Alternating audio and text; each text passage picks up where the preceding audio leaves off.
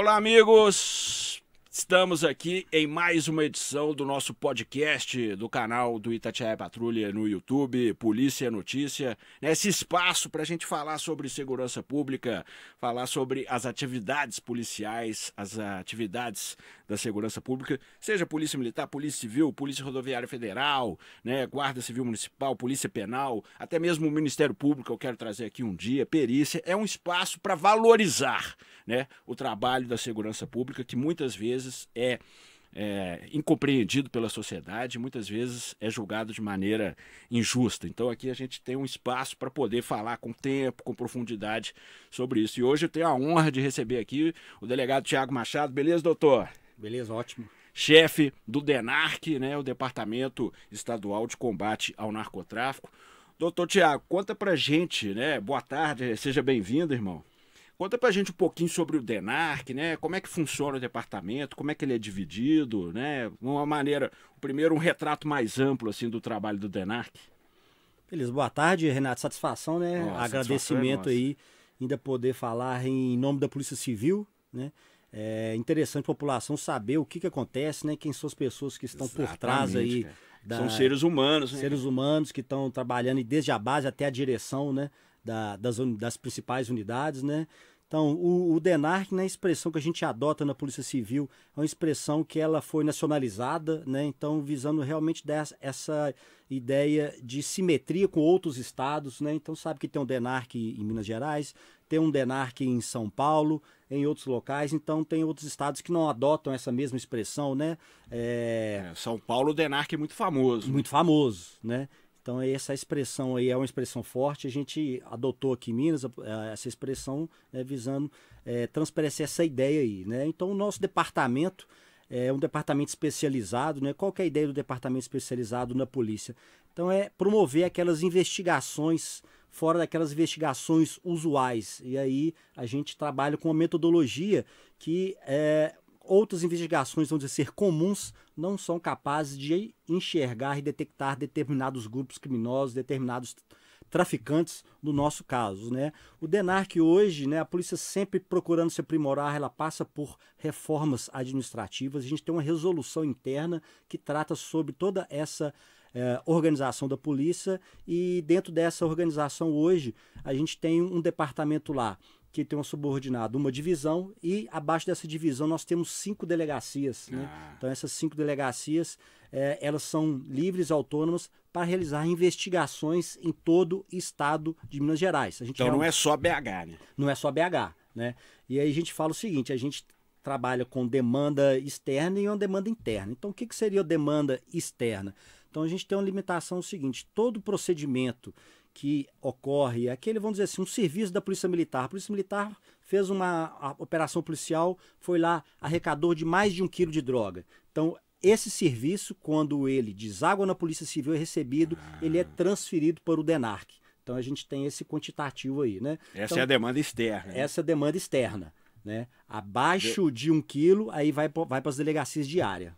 Aí, vamos dizer, a rotanda é um pulão lá, 50 quilos de cocaína. Aí vai para os senhores depois aprofundar isso aí. Né? Isso aí, vai para a gente distribui internamente para uma das 5 delegacias, continuar para saber se tem mais outras pessoas envolvidas, né? Realmente fazer aquela investigação ali, promover se aquela pessoa inicialmente apontada como suspeita, se ela realmente tem a ver ou não, e a gente dá aquele arredondamento aí no trabalho. Né? E as demandas internas são o quê? As investigações que surgem aí dos trabalhos mesmos, né? Sim, imagina. E aí a gente tem a nossa competência, né? Que é a investigação crimes da Lei 11.343, né? Que é o tráfico de drogas, e aí entre outros crimes tem aquele que colabora como informante, tem um crime de associação, tem um crime de financiamento, tem diversos outros crimes, né? Que a pessoa só pensa em tráfico de drogas e carregar droga, não é só isso, é bem amplo e...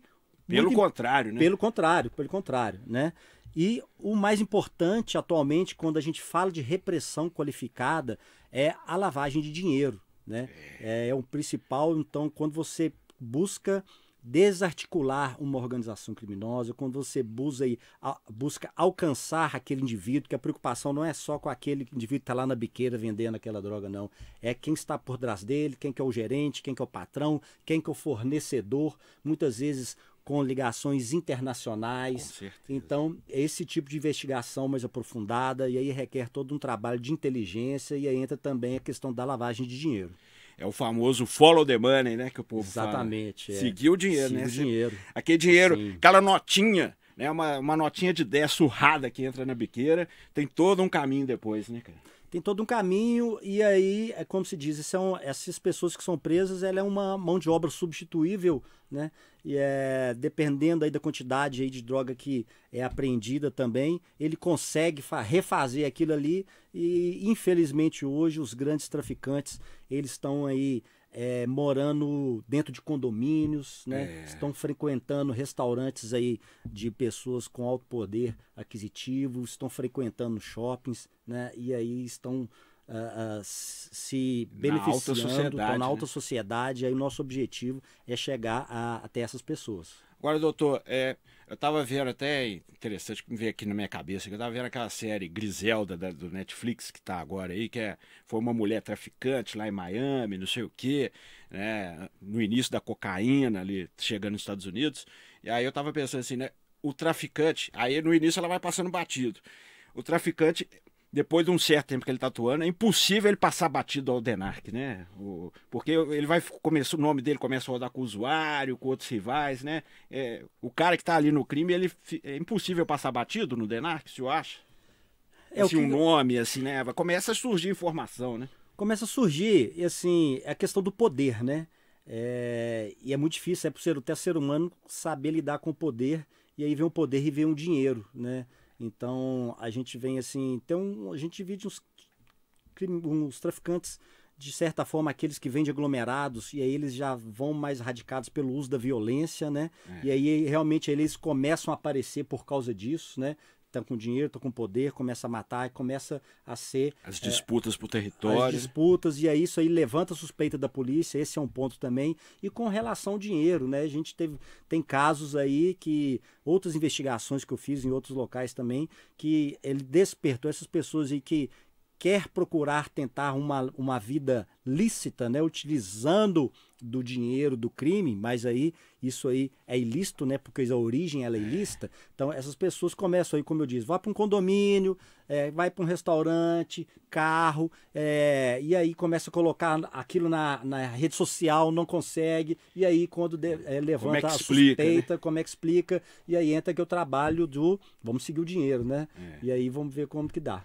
Agora, doutor, na realidade de Minas, né, o crime, o tráfico aqui está cada vez mais organizado, pelo que vocês veem? Eu não vou dizer assim cada vez mais organizado, mas é uma preocupação muito grande. Eu falo muito com relação ao tráfico, e é um ponto que ninguém toca, é a questão da demanda, né? É importante botar o dedo nessa ferida. É importante dar nessa ferida, e ninguém fala disso, né?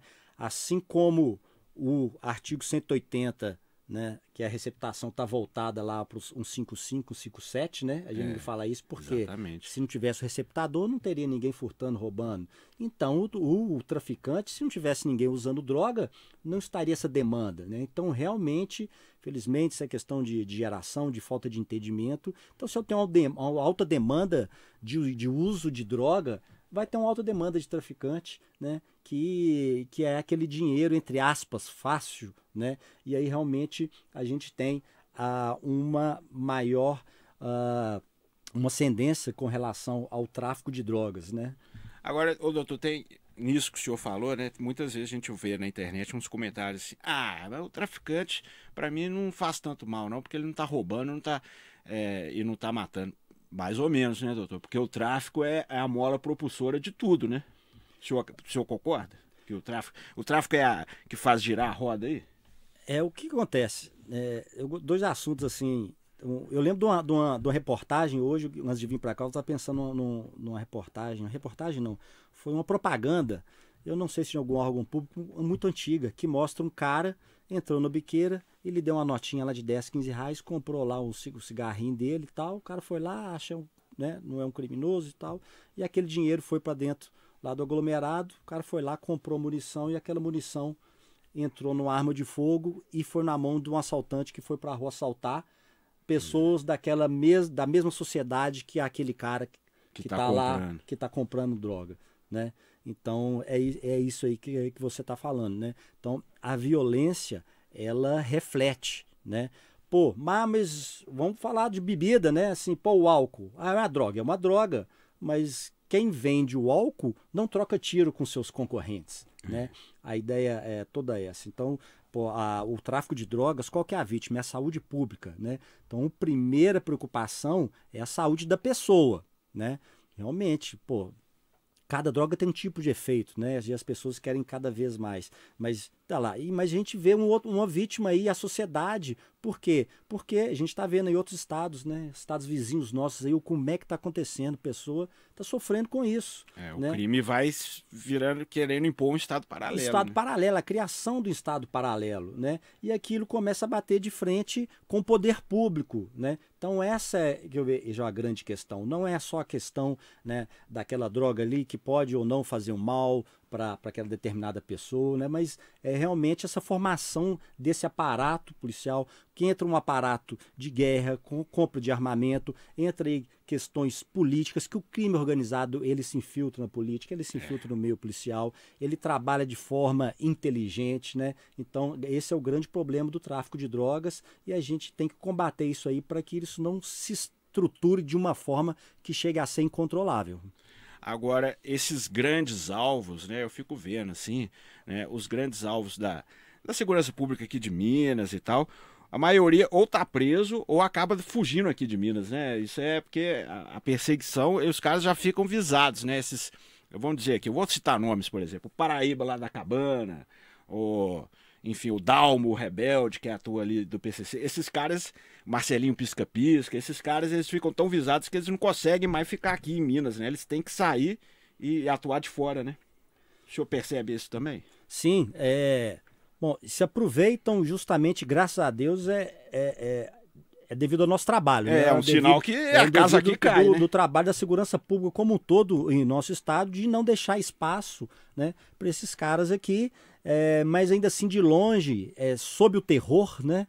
Porque eles estão longe em outros estados, e aí eles utilizam do terror para poder comandar aqui, né? Mas a gente sabe que tudo isso aí é uma questão de tempo, né? Isso aí não é eterno. A Polícia Civil aí, nós temos diversos departamentos especializados aí com condições de promover as investigações no intuito de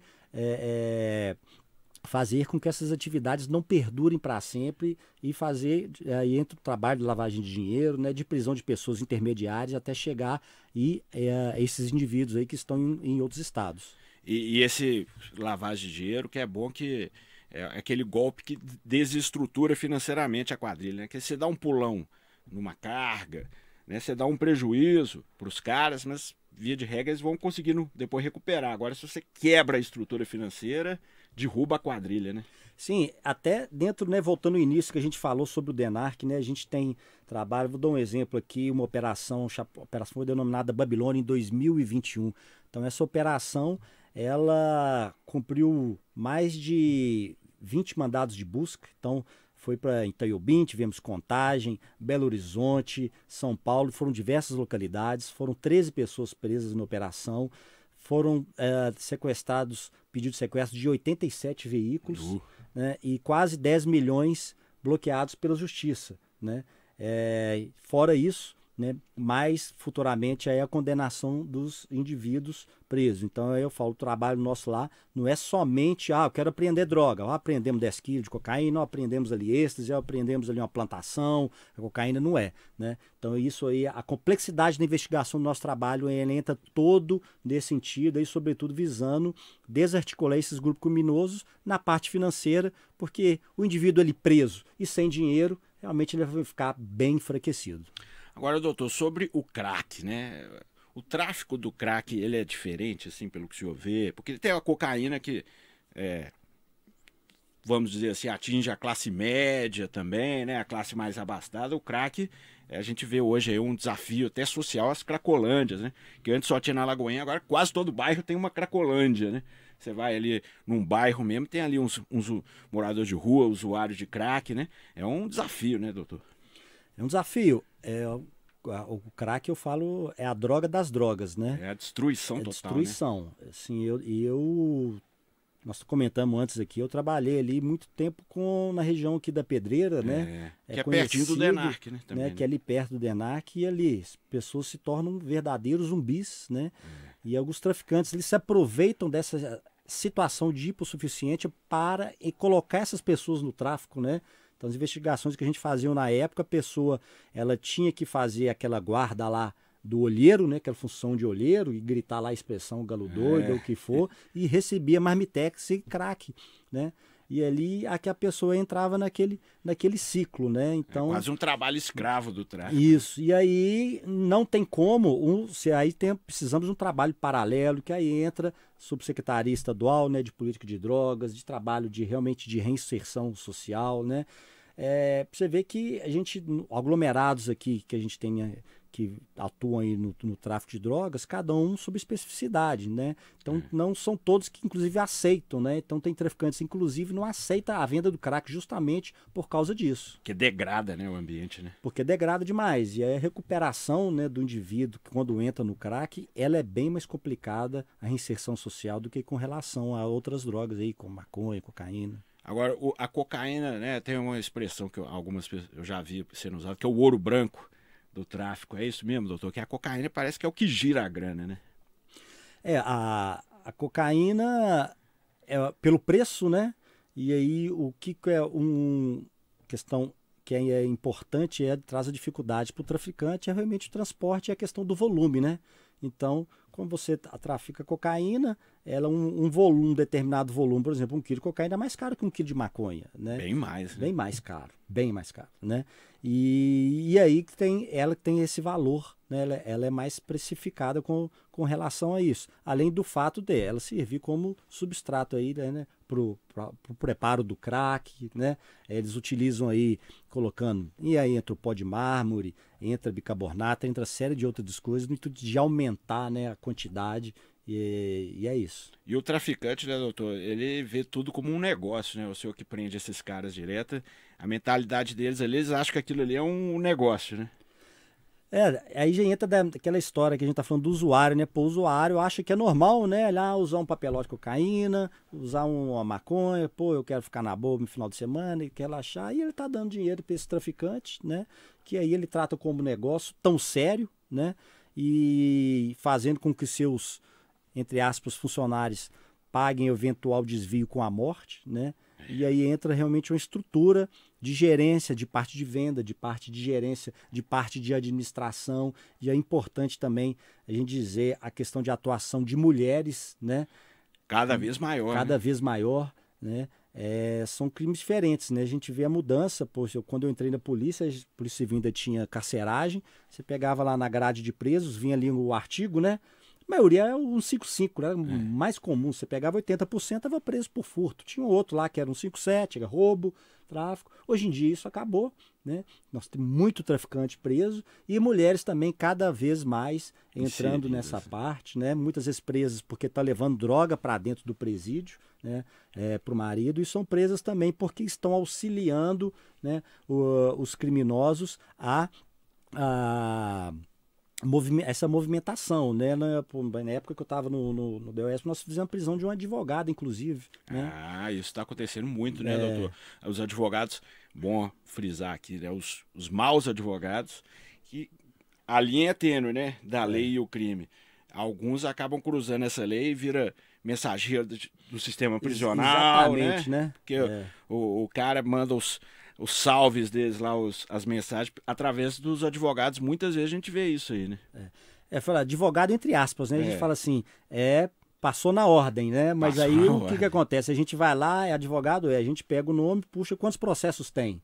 Não tem um, tem dois, ou não tem nenhum, né? Então, ou seja, não está advogando, né? Funcionário do tráfico. Não entra no fórum, mas entra na cadeia, leva e traz, não toca a mão na droga, mas leva um dinheiro, leva um recurso, leva um carro, leva informação, e aí está contribuindo, está concorrendo para o crime, essa pessoa vai responder também. E aí é aquela história, né, doutor, que o senhor está falando, não é só pegar a droga, tem que mapear a quadrilha, né, a organização criminosa, né, assim, e aí entra aquilo que o senhor estava me falando antes aqui, antes do ARC, tentar jogar o máximo nas costas do cara, né, porque se você prender o cara só com a droga, é uma cana. Se prender ali por associação criminosa, lavagem de dinheiro, né? Vai só ali complicando a vida do bandido, né? Hoje, poxa, embora a previsão legal aí de no mínimo 5 anos de pena, o tráfico de drogas, mas entre aqueles benefícios da lei, então um traficante hoje que vai preso e não se comprova que ele é dedicado à organização criminosa, ele vai pegar aí cerca de 3 anos, 2 anos e 8 meses. Muito pouco, né? E é muito pouco porque tem uma substituição de pena, essa pessoa aí, se ela não for presa em flagrante, ela não vai ficar nenhum dia presa, né? E aí ela vai prestar serviços, né? A gente dá a ideia, fala o exemplo dos mulas, né? Porque os mulas ali recebem, dependendo, 10 mil, 20 mil, ali 30 mil, para poder transportar uma carga de droga em entre estado. O cara faz uma vez, ganhou, 2 vezes ganhou, e aí nunca foi preso. Na terceira ele vai preso e vai pegar 2 anos de cadeia, né? Vale a pena, né? Aí ele, na cabeça dele vale a pena, na nossa não vale, né? Ficar um dia preso a gente não quer. Um dia preso eu não quero, por 1 milhão, né? Mas na cabeça dessa pessoa aí vai valer a pena, né? Então aí o trabalho é realmente isso. Quem que está por trás disso, né? Temos o crime de associação, porque todo crime de tráfico tem associação, porque ninguém vende droga sozinho. No mínimo fornecedor ele tem, No mínimo né? fornecedor ele tem. E esse fornecedor, a gente sabe que as drogas não são cultivadas no nosso país. Isso vem de fora. Então a gente já tem um tráfico transnacional. E que por trás disso tem uma organização criminosa. E aí entra o crime de organização criminosa, que, né, foi uma lei aí, vamos dizer assim, de certa forma recente, né, a lei 2.850, mas assim, para todo o trabalho da polícia, e até no âmbito patrimonial, foi uma lei muito importante, né, no combate à organização criminosa. E aí, quando você consegue alcançar todo esse esquema, você imputa aí, consegue fornecer aí ao Poder Judiciário, Ministério Público, uma maior arcabouço de elementos de prova para que essas pessoas sejam condenadas e fica ali 8 anos, 9 anos, né? Porque aí já entra no regime fechado e já fica mais tempo preso. Agora, doutor, mudando um pouco de assunto, mas ainda no tráfico, mas é um tráfico diferente que me incomoda muito, principalmente no tratamento, né? De parte da mídia, não é o meu caso, que é a droga sintética, né? Que via de regra é um cara mais classe média, não sei o quê. E aí fala assim, um engenheiro foi preso, um universitário foi preso. Ele é traficante também, né? Porque o cara lá do morro, quando prende, é o traficante. Aí quando é o cara, é um estudante, né? E conta pra gente aí desse perfil desses caras, né? Porque às vezes é um cara que teve tudo, né? Muitas vezes, né? Pois é, mesmo caso de advogado que a gente fala, a pessoa formou naquilo ali, mas é bandido. Ela não é, porque se ela não está trabalhando com o que ela formou, então ela não é aquilo ali, a pessoa é um traficante, né? Não tem nada a ver, né? Então são pessoas, inclusive, aí que tinham condições de se tornar outro tipo de pessoa, né? De evoluir, não, mas ver aquela, né, facilidade naquilo dali, né? Então tem aquele traficante que às vezes ele começa ali como usuário e ele pega, vamos dizer assim, o esquema, né, de como que faz aquilo, de onde que vem, os canais, e começa a vender para os colegas, né? E fica aquilo ali, e aí aquilo tem um lucro fácil e essa pessoa evolui na condição de traficante, né? Agora as drogas sintéticas, e aí é tudo uma questão. A gente falou aqui do crack, né? O crack, os usuários do crack, eles têm um perfil, né? Os usuários da maconha têm um perfil, e agora eles entram esses outros tipos de drogas, são drogas mais caras, até o próprio o skunk, o haxixe, né? Que são ervas também fumadas assim como maconha, mas são ervas mais fortes. Então, outros tipos de pessoas que têm melhores condições, que quer procurar umas drogas mais fortes, aí entra o êxtase, que todo mundo sabe que essas drogas sintéticas são comumente consumidas em festas, baladas, né, em baladas, ele tem um perfil e, infelizmente, querendo ou não, são drogas que afetam o sistema nervoso central. Podem dar uma overdose. Overdose, então são poucas, a gente não tem isso, que é a pessoa que perde um familiar com isso, ela não revela, então isso é de certa forma abafado, né? Mas acontece muitas mortes e perda de consciência, pessoas que passam com o tempo perdem a capacidade de entendimento das coisas, né? E assim... pode dar um distúrbio mental. Exatamente, né? E aí, fora outras coisas, já acidentes de trânsito também, né? Que são gerados com isso, né? Às vezes a pessoa preocupa só com o álcool por causa do bafômetro, né? Mas tem esse lado também. E brigas familiares, então isso gera tudo uma conturbação no meio social, né? Que é complicado, e não é à toa que essas substâncias, né? Que quem define isso é a Anvisa. Então nós temos uma portaria da Anvisa que ela vai falar, não é a polícia, nem o Poder Judiciário, nem o Congresso Nacional que vai falar, não, essa substância aqui ela tem que ser droga. Não, tem a Anvisa, então tem um fundamento por trás disso para falar o que é isso, né? Essa substância aqui, por exemplo, não, ela é classificada como droga por causa do potencial lesivo dela. Se for pego com ela, vai ser preso por tráfico de drogas. E esses traficantes aí, quando o senhor prende eles, quando eles são presos, esses caras aí de droga sintética, eles ficam ali, eles baixam a bola, ou eles percebem a gravidade do que estão fazendo, ou não tem noção, pela sua experiência? Varia um pouco, né? E é muito aqui que a gente está falando com a questão da pena, né? E a audiência de custódia. Então, tem isso também, o cara já vai naquilo ali. Outro dia maioria mesmo foi solto na audiência de custódia, um que vocês pularam aí, né? Cara, engenheiro, não sei o quê. Sim, então, assim, muitas pessoas não se assustam, né?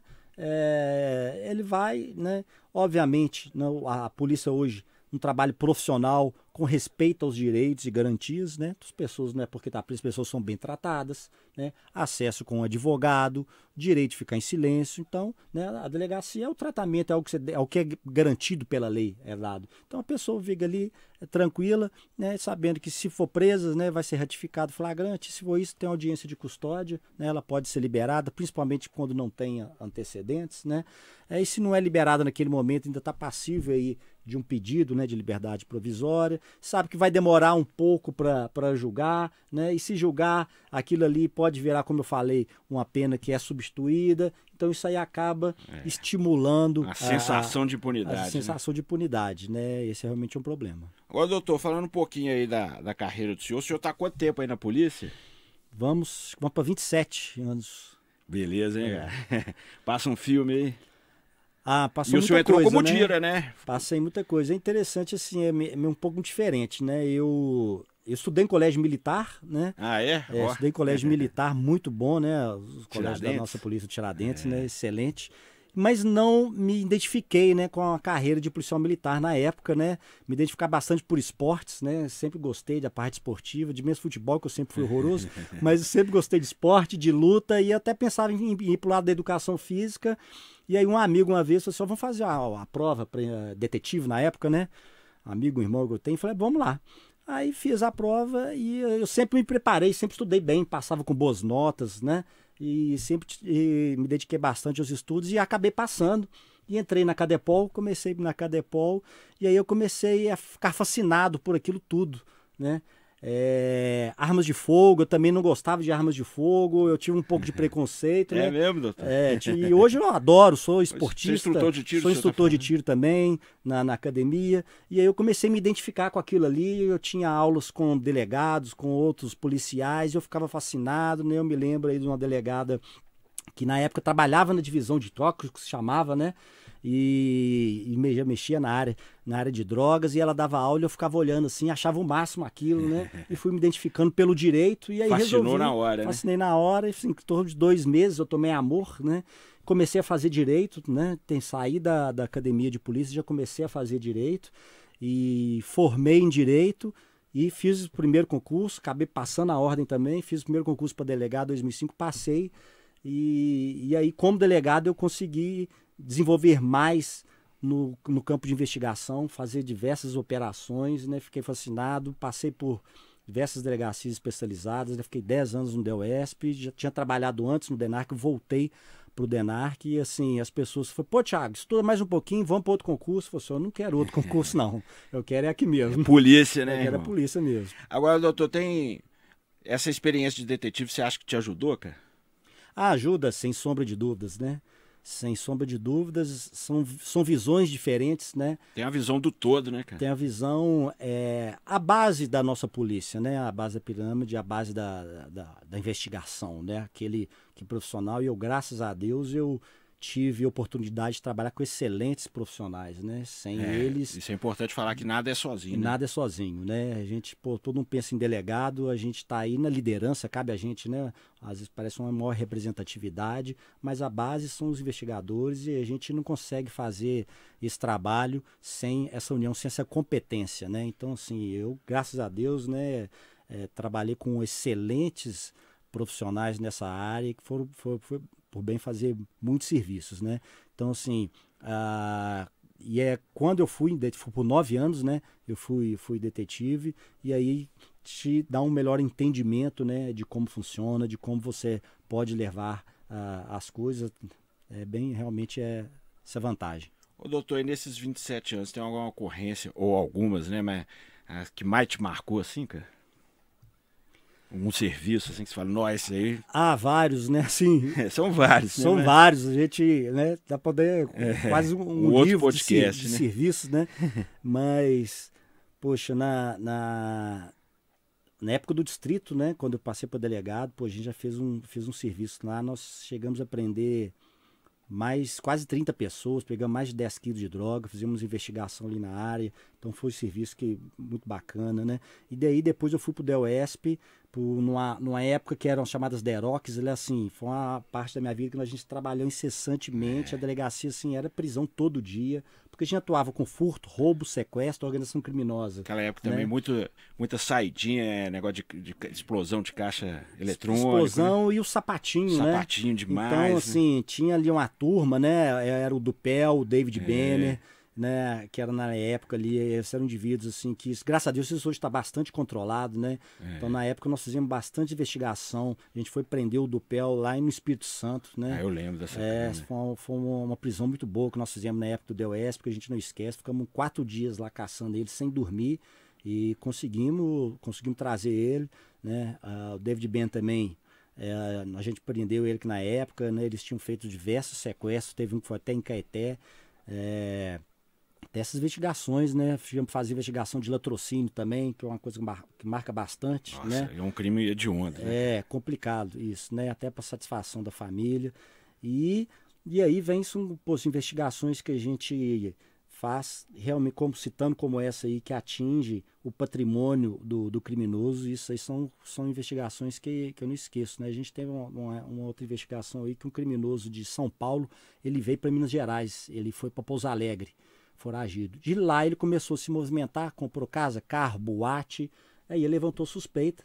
Nós iniciamos uma investigação e aí foram mais de 5 milhões de bens que foram apreendidos. Ele só gostava de casa dentro de condomínio, nós identificamos mais de 4 casas dentro de condomínio, aí conseguimos. Ele foi preso posteriormente, no dia da operação ele fugiu, mas foi presa a sogra dele, os 3 braços direitos dele foram presos. Então, assim, graças a Deus tem muita história aí que dá para ver que esse tempo aí fizemos trabalho com muito orgulho, né? Sempre em conjunto, né?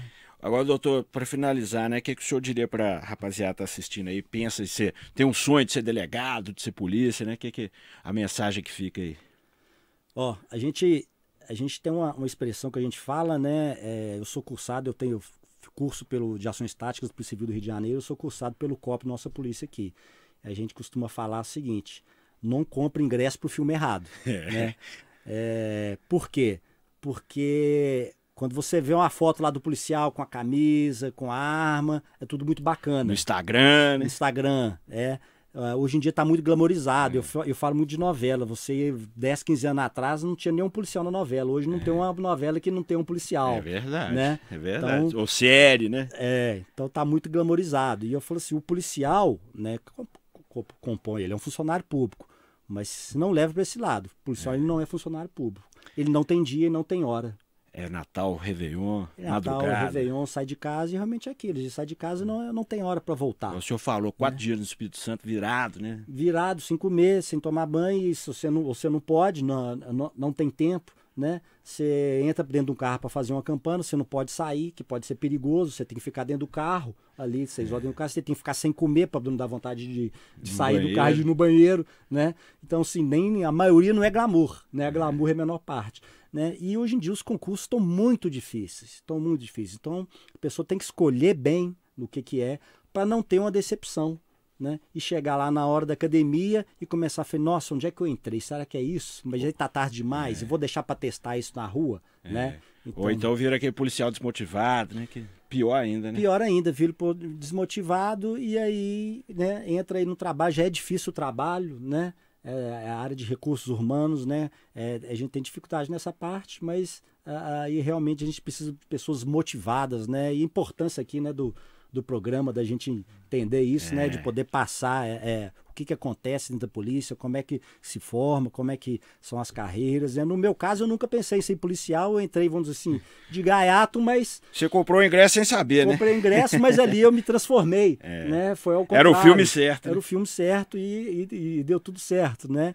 Não, realmente a gente tem que saber fazer essa análise aí antes de entrar, né? Não é um concurso qualquer. Não é. Não é. Ô, doutor, obrigado, viu, irmão, pela participação aqui, uma honra. Valeu por nada. E aí, que venha muita casa caindo aí pros traficantes aí no DENAR. Se Deus quiser, vai ter e tem muita coisa. A gente só não pode falar. Né? Não pode. Não pode dar spoiler não, senão os caras fogem. É isso aí. Valeu, gente. Muito obrigado. Espero que tenham gostado. Curtam, compartilhem, deixem aqui seus comentários. E tamo junto até mais um Polícia é Notícia. Forte 73.